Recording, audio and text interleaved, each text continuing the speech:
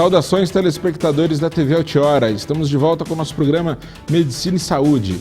Hoje, o papo vai ser morte súbita, papo pesado.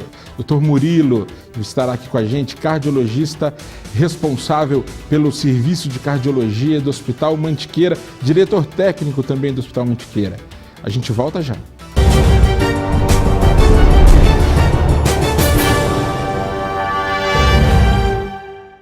Voltamos em definitivo agora com o Dr. Murilo. Dr. Murilo, satisfação tê-lo aqui. Eu agradeço o convite, vim aqui bater esse papo aí dessa doença tão importante que é a morte súbita, que acomete jovens, às vezes no esporte, atividade física. A gente poder vir tirar essas dúvidas aí com todos vocês. Bom, antes de mais nada, diretor técnico do Hospital Mantiqueira, responsável pelo serviço, coordenador do serviço de cardiologia do Hospital Mantiqueira. Como é que está o hospital? Fala pra gente. Graças a Deus faz um ano eu recebi esse convite para poder estar ajudando lá no Hospital Mantiqueira, reestruturando o serviço de cardiologia.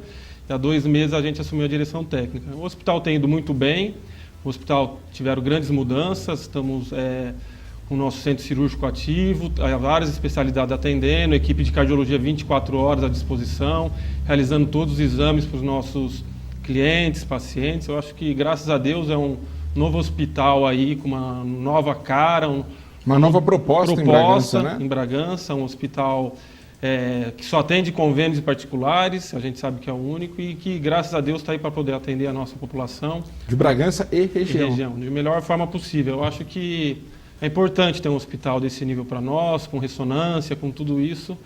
Esperamos aí estar contribuindo para a saúde de Bragança um pouco. E interessante é que o pessoal que vem de fora para visitar o hospital, o pessoal da Unimed Paulistana que esteve aqui para fazer uma vistoria para o hospital, eles realmente gostaram do que viram, gostaram do serviço. Nosso hospital, você trabalha lá, você pode falar muito bem, Sim. É um hospital que tem uma hotelaria quase que muito boa à parte, está sendo reestruturado as equipes médicas, então a assistência está muito bom. O conforto para o paciente é bom, a segurança em termos de realizações de exame, que nem a parte de cardiologia tem a hemodinâmica, o cateterismo, a ressonância tem dentro do hospital, tomografia, tem uma UTI funcionando, pronto-socorro 24 horas, com ortopedista, a equipe de cardio. Eu acho que, graças a Deus, é um hospital que hoje pode falar que está apto a atender qualquer caso em Bragança ou região que nós venhamos a receber. Exatamente. E, infelizmente, a gente, às vezes, recebe casos desse tipo que a gente vai conversar. É o paciente que, morte súbita não é bem um caso, ele chegou em morte súbita. E a gente vai tentar conversar aqui para evitar chegar ao ocorrido, né? Esse é um fenômeno, a morte súbita, que choca muito, né? Os familiares, Sim. É uma coisa repentina, a gente não está esperando. Às vezes o paciente fez alguns exames, estava todos normais, e de repente vem com uma notícia dessa, né? Às vezes acontece durante o esporte, então o paciente está fazendo, um atleta está fazendo uma atividade física e vem a falecer, e aí a gente tem que lidar com essas situações, né? Então nós sabemos que existem algumas doenças mais prevalentes que pode ser investigada e às vezes até ser prevenida na avaliação desses pacientes ou de atletas ou mesmo da população em geral. Mas a gente sabe que medicina não é 100%, apesar de às vezes a gente querer fazer tudo, um ou outro paciente a gente vai acabar perdendo mesmo, porque infelizmente o corpo humano não é matemática. Exatamente, medicina não é matemática, né?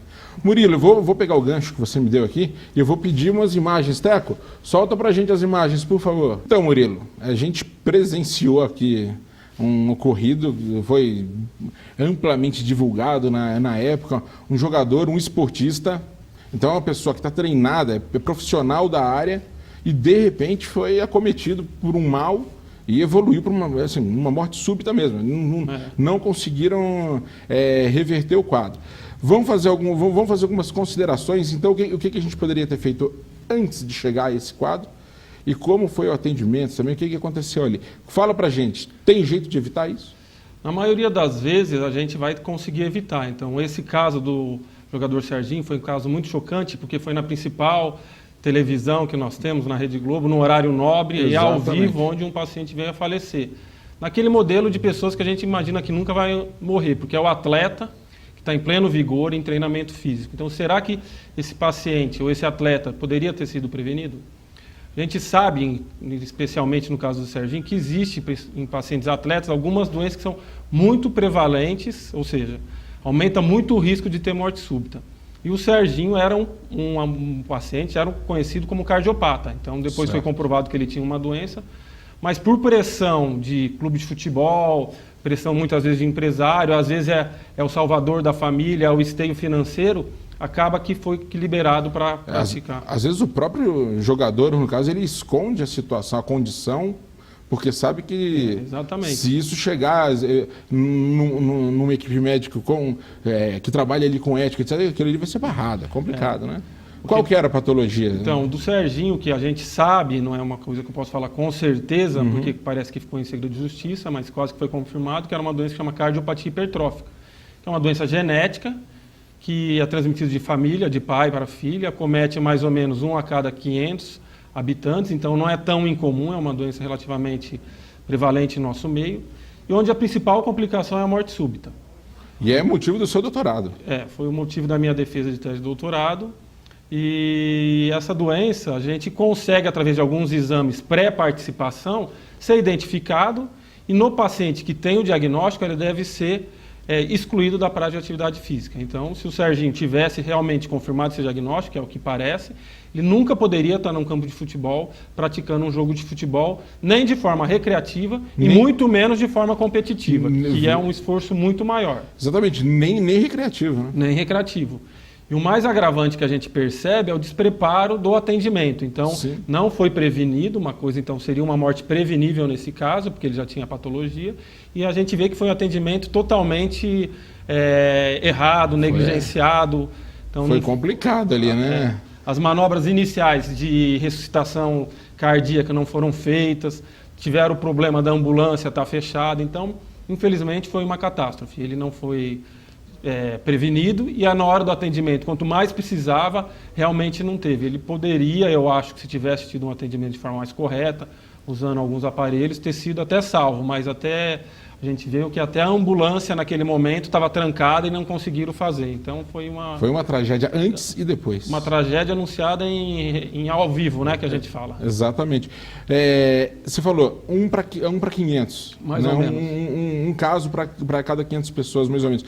Mas enquanto fica a deficiência do diagnóstico disso? Quantas pessoas, desse 1 para 500, quantas pessoas não sabem que tem? Essa doença, na maioria das vezes, ela evolui de forma muito favorável na família. A mortalidade, apesar de causar morte súbita em jovens, de forma geral, às vezes passa desapercebida e a família acaba morrendo. Os pacientes acabam fazendo diagnóstico ou porque foi fazer um exame de rotina para ser liberado por uma atividade física, ou porque, infelizmente, na família alguém apresentou um evento desse ou teve o diagnóstico, e a partir do momento a família é investigada. Então, uma proporção de pacientes ficam sem diagnóstico. Se a gente for fazer um cálculo hipotético da nossa população do Brasil, a gente imagina que hoje, no Brasil, para uma população de pouco mais 200 milhões, teria mais ou menos 100 mil pessoas com esse diagnóstico dessa doença. Se a gente pegar o Instituto do Coração, do INCOR, que é teoricamente o hospital que mais acompanha pacientes com essa patologia, nós temos um pouco mais de 1.000 pacientes cadastrados. Então, realmente, o diagnóstico é um pouco negligenciado, por causa que realmente não causa muitos sintomas. E às vezes o primeiro sintoma é a morte súbita.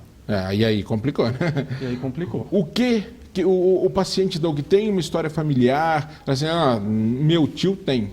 O que ele deve fazer? Ele deve procurar o cardiologista e como vai ser essa consulta, como ele vai ser abordado para prevenir, para fazer o diagnóstico e tratar? Acho que aí já pode ser até um gancho, mais ou menos, para a gente falar como que nós vamos liberar um paciente para uma atividade física, né? Exatamente. Então, seria mais ou menos isso. Então, se você já tem um diagnóstico na família, você vai procurar um médico, vai contar, vai ficar mais fácil. Mas eu acho que antes de iniciar uma prática de atividade física, nós temos que saber, estou bem de saúde, precisamos tirar uma história de um paciente, saber se tem algum antecedente de doença, se ele já apresentou algum sintoma durante a prática, dor no peito, se toma algum remédio, se já teve desmaios, se na família tem um histórico de alguém que morreu novo praticando uma atividade física. Isso faz parte de uma história para liberação para uma atividade física. A partir desses achados de história, nós vamos direcionar a solicitação de exames.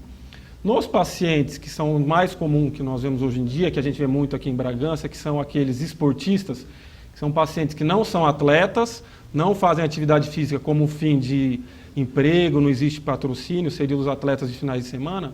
O ideal é a gente ter pelo menos, além dessa história bem detalhada, um exame do paciente físico, um eletrocardiograma de repouso, que é um exame simples, barato e pode ser feito. É fácil de fazer.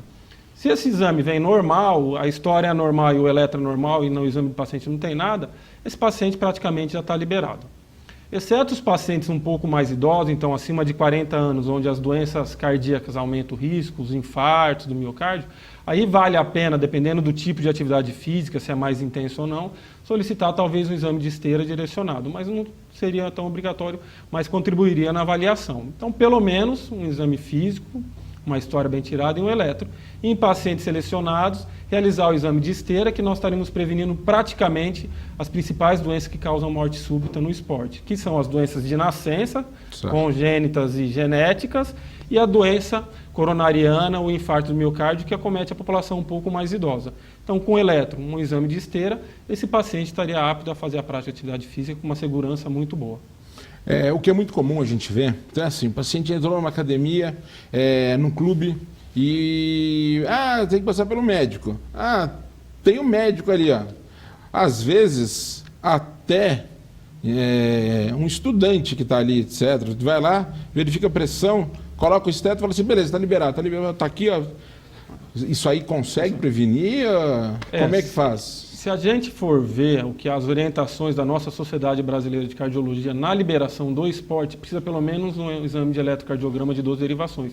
Não necessariamente precisa ser o cardiologista que vai liberar. Se ele não tem nenhuma história, o exame é normal e tem um exame de eletrocardiograma normal, o clínico, o próprio ginecologista que se sinta à vontade ou um cirurgião pode liberar. Se você encontra alguma alteração ou um eletro alterado, aí o cardiologista pode ser liberado. Então, não necessariamente, mas liberar sem um eletrocardiograma hoje para a cardiologia, para a Sociedade Brasileira de Cardiologia, não deve ser feito. Não funciona, né? Não funciona. A gente sabe que está se correndo um risco desnecessário, porque algumas doenças você não vai conseguir avaliar só no examinando e batendo papo com o paciente. Então, deve ser avaliado melhor. Murilo, a gente vai para o intervalo e a gente volta, daí a gente vai falar do esportista, então. Vamos pegar e como que seria o check-up nesse paciente. Combinados? Combinado. A gente vai para o intervalo e volta já.